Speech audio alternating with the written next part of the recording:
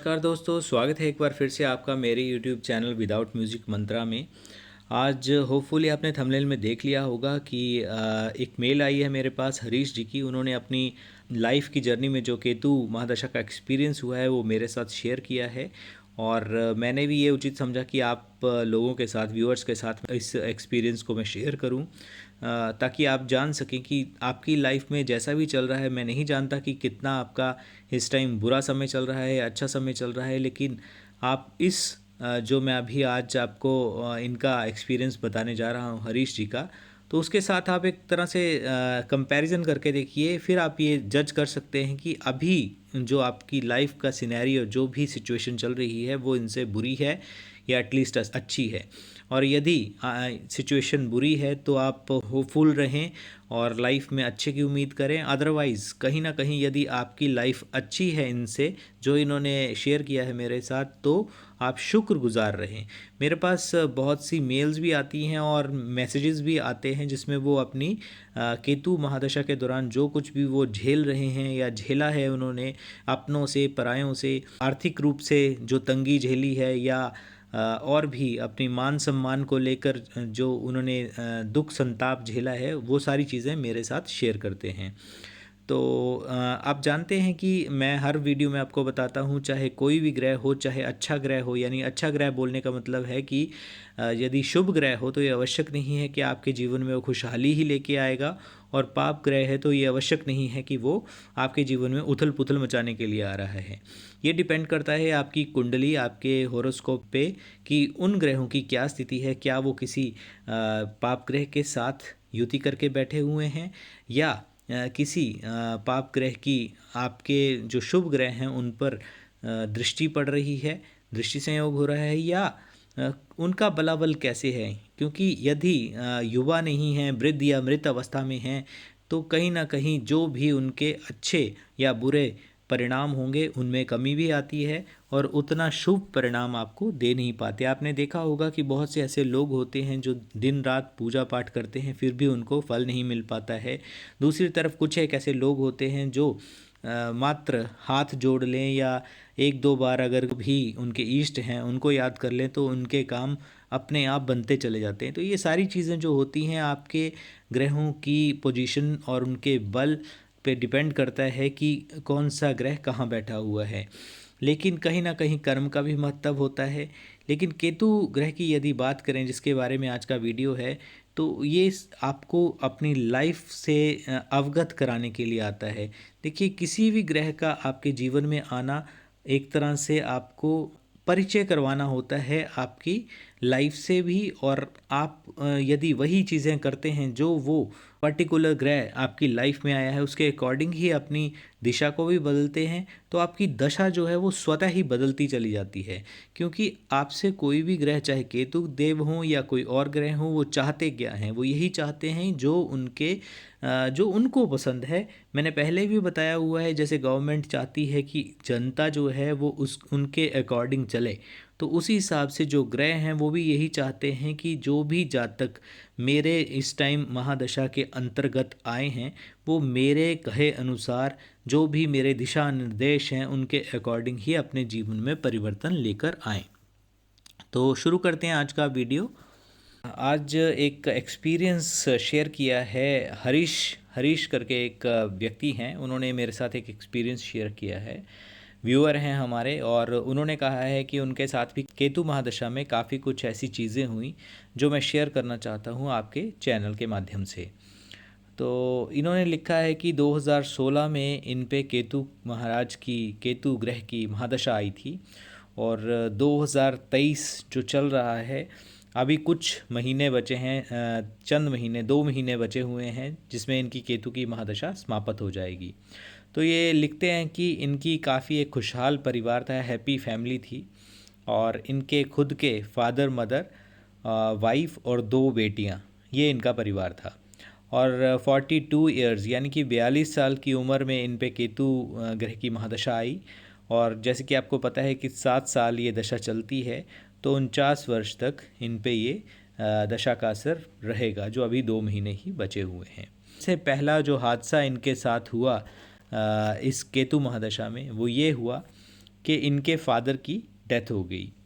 और ये लिखते हैं कि जिस दिन मतलब उनकी फादर की डेथ हुई, सेम डे ही मदर की डेथ भी हो गई, यानी कि पेरेंट्स की दोनों की साथ में ही मृत्यु हो जाती है। तो पूरे का पूरा इनका जो गांव था वो एक तरह से शोक संतप्त ही हो जाता है अपने परिवार के साथ। भावनात्मक रूप से पूरे का पूरा गांव इनके साथ जुड़ जाता है। लेकिन कहने का भाव ये है कि बहुत बड़ी त्रासदी इनके साथ होगी कि घर के दो व्यक्तियों का एक साथ चले जाना। फादर इनके आर्मी पर्सन थे और पेंशन लेते थे, यानी कि उनको भारतीय सेना से पेंशन की प्राप्ति भी होती थी। तो एकदम से जब उनकी डेथ हो जाती है तो इनकी जो एक इकोनॉमिक पारिवारिक स्थिति होती है उस पर भी काफ़ी असर पड़ता है। और ये खुद लिखते हैं कि मेरा जो जॉब है वो इलेक्ट्रिसिटी डिपार्टमेंट में ये काम करते थे राजस्थान में। और जॉब के दौरान ही इनको एक करंट भी लगा था, जिसके दौरान मतलब ये लिखा नहीं है कि इसी दशा के दौरान लिखा है लगा था करंट जो जिससे इनका हाथ बेकार हो गया या ये पहले की घटना है। लेकिन ये लिखते हैं कि ये डेली बेसिस पे ही काम कर रहे थे, तो जो एक तरह से आर्थिक सहारा था वो फादर की पेंशन से ही घर का गुज़र बसर चल रहा था। तो डेली बेसिस पे थे, रेगुलर जॉब में नहीं थे, और ऊपर से इनका एक हाथ भी बेकार था। पेरेंट्स की जैसे ही डेथ होती है उसके पश्चात इनके वाइफ के साथ झगड़े शुरू हो जाते हैं। और इनकी जो दो बेटियां थी, तो छोटी बेटी के साथ इनकी वाइफ जो है इनको छोड़कर चली जाती है और बड़ी बेटी इनके पास ही रह जाती है। तो ऐसे ही चलता रहा। और इन्होंने लिखा है कि राजस्थान में ही एक बहुत बड़ी ज़मीन इनकी खुद की थी, जो कि ऑलमोस्ट करोड़ों रुपए की थी। तो इसी महादशा के दौरान कुछ लोगों ने, कुछ बदमाश बोल लीजिए या दबंग लोगों ने इनकी ज़मीन पे कब्ज़ा कर लिया। और ये लिखते हैं कि इस ज़मीन की जो कॉस्ट थी ऑलमोस्ट 4 से 5 करोड़ रुपए की थी, और उस पर कब्ज़ा कर लिया वहाँ के जो दबंग लोग थे या बदमाश लोग थे। और इन्होंने जो भी वकीलों की फ़ीस दी इसी दौरान दी और केस भी किया, लेकिन इनको कुछ भी हल ना मिला और पूरी तरह से ही निराश हो चुके हैं अपनी लाइफ में। और ये लिखते हैं कि एक मेरी बड़ी बेटी, उसका ऑपरेशन भी इस दौरान हुआ।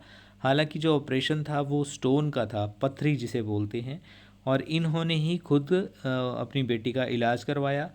और अभी तक भी इनकी ज़मीन का जो है वो फ़ैसला नहीं हो पाया है, इनके हक़ में नहीं वो चीज़ें हो पाई हैं। तो ये सारी चीज़ें उन्होंने केतु की महादशा के दौरान झेली हैं। और अभी बड़ी बेटी जो है वो इनके साथ रह रही हैं, लेकिन ये अपने फ्यूचर को लेकर बहुत ही चिंता में हैं। ये कहते हैं कि कल को इसकी शादी हो जाएगी तो मेरा क्या फ्यूचर है, मेरा क्या भविष्य है। अभी ये अपने अच्छे टाइम का इंतज़ार कर रहे हैं कि शायद सब कुछ लाइफ में अच्छा हो जाए।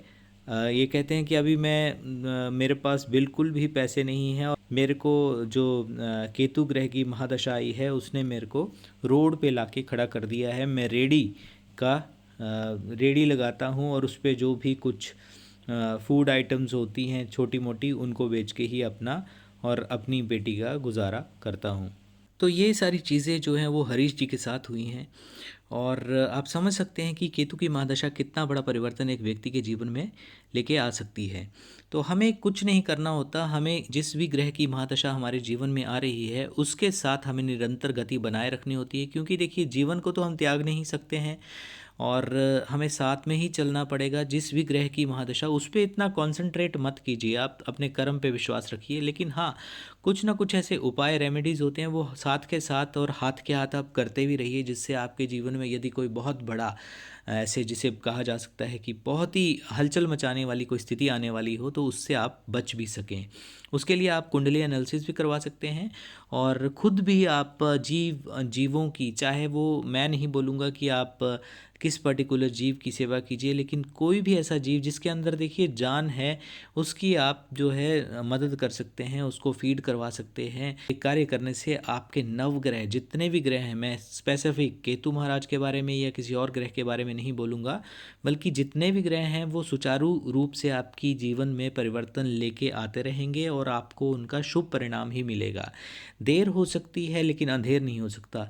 यानी कि कुछ समय के पश्चात यदि अभी आपके जीवन में बहुत अच्छा समय नहीं चल रहा है और अभी आप एक अंधेरे के फेज़ से निकल रहे हैं, तो कहीं ना कहीं आप उम्मीद रखिए कि आने वाले समय जो है वो आपके लिए बहुत ही सुनहरा, बहुत ही अच्छा होगा।